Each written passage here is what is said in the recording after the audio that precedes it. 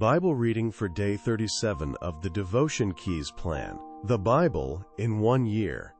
Hebrews, chapter 2. Therefore we ought to pay greater attention to the things that were heard, lest perhaps we drift away. For if the word spoken through angels proved steadfast, and every transgression and disobedience received a just penalty, how will we escape if we neglect so great a salvation, which at the first, having been spoken through the Lord, was confirmed to us by those who heard, God also testifying with them, both by signs and wonders, by various works of power, and by gifts of the Holy Spirit, according to his own will. For he didn't subject the world to come, of which we speak, to angels. But one has somewhere testified, saying, What is man that you think of him? Or the Son of Man that you care for him? You made him a little lower than the angels. You crowned him with glory and honor. You have put all things in subjection under his feet. For in that he subjected all things to him, he left nothing that is not subject to him. But now we don't yet see all things subjected to him, but we see him who has been made a little lower than the angels, Jesus, because of the suffering of death crowned with glory and honor, that by the grace of God he should taste of death for everyone. For it became him for whom are all things and through whom are all things, in bringing many children to glory, to make the author of their salvation perfect through sufferings. For both he who sanctifies and those who are sanctified are all from one. For which cause he is not ashamed to call them brothers, saying, I will declare your name to my brothers. Among the congregation I will sing your praise. Again, I will put my trust in him. Again, behold, here I am with the children whom God has given me. Since then the children have shared in flesh and blood, he also himself in the same way partook of the same, that through death he might bring to nothing him who had the power of death, that is, the devil, and might deliver all of them who through fear of death were all their lifetime subject to bondage. For most certainly, he doesn't give help to angels, but he gives help to the offspring of Abraham. Therefore he was obligated in all things to be made like his brothers, that he might become a merciful and faithful high priest in things pertaining to God, to make atonement for the sins of the people. For in that he himself has suffered being tempted, he is able to help those who are tempted. Genesis, chapter 46, verse 28, to chapter 47, verse 31. Genesis, chapter 46. Jacob sent Judah before him to Joseph, to show the way before him to Goshen, and they came into the land of Goshen. Joseph prepared his chariot, and went up to meet Israel his father in Goshen. He presented himself to him, and fell on his neck, and wept on his neck a good while. Israel said to Joseph, Now let me die, since I have seen your face, that you are still alive. Joseph said to his brothers, and to his father's house, I will go up, and speak with Pharaoh, and will tell him, My brothers and my father's house, who were in the land of Canaan, have come to me. These men are shepherds, for they have been keepers of livestock, and they have brought their flocks, and their herds, and all that they have. It will happen, when Pharaoh summons you, and will say, What is your occupation?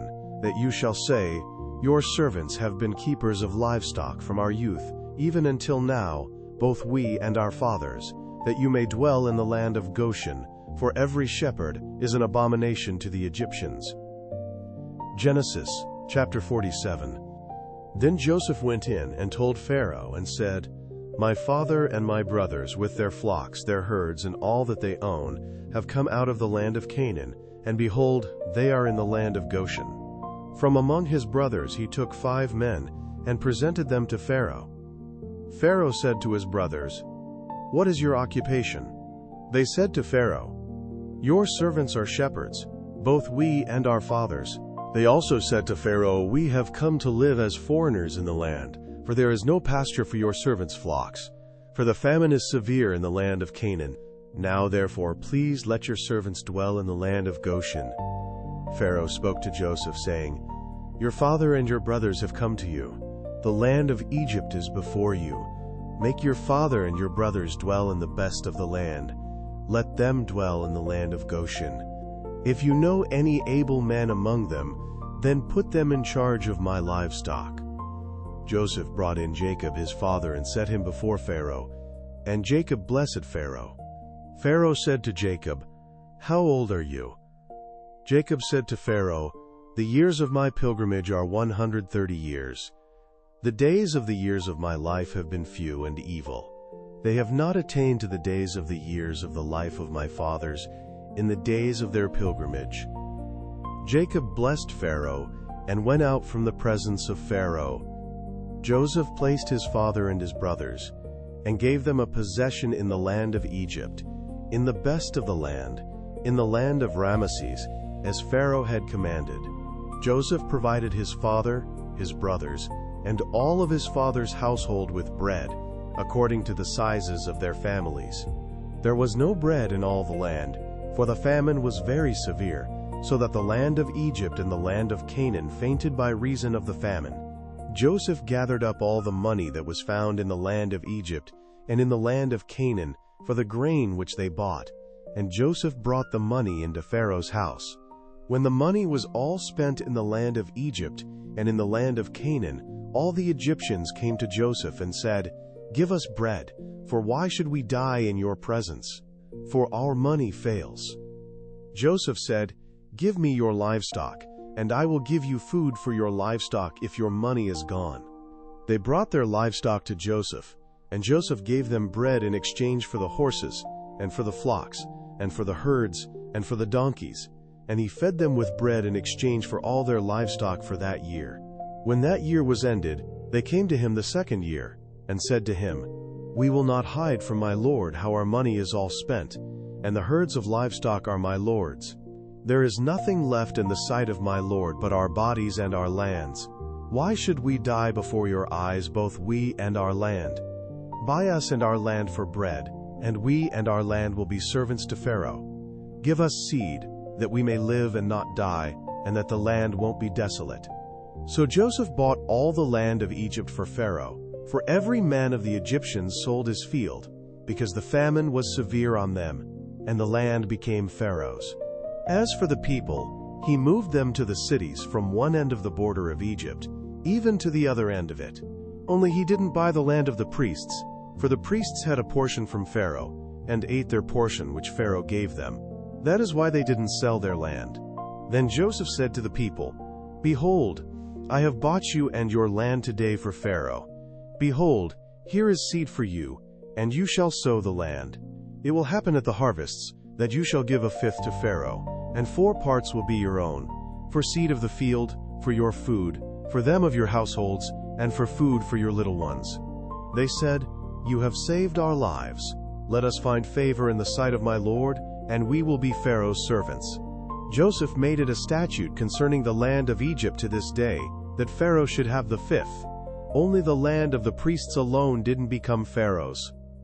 Israel lived in the land of Egypt, in the land of Goshen, and they got themselves possessions therein, and were fruitful, and multiplied exceedingly.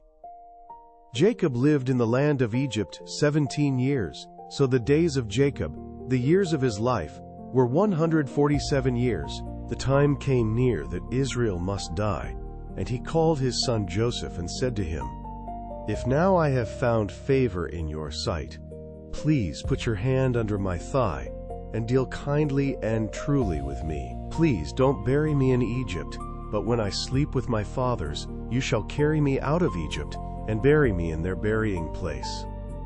Joseph said, "I will do as you have said." Israel said, "Swear to me," and he swore to him. Then Israel bowed himself on the bed's head. Psalm chapter 37. Don't fret because of evildoers, neither be envious against those who work unrighteousness, for they shall soon be cut down like the grass, and wither like the green herb. Trust in the Lord, and do good. Dwell in the land, and enjoy safe pasture. Also delight yourself in the Lord, and he will give you the desires of your heart. Commit your way to the Lord. Trust also in him, and he will do this. He will make your righteousness shine out like light, and your justice as the noonday sun. Rest in the Lord, and wait patiently for him. Don't fret because of him who prospers in his way, because of the man who makes wicked plots happen. Cease from anger, and forsake wrath. Don't fret, It leads only to evil doing.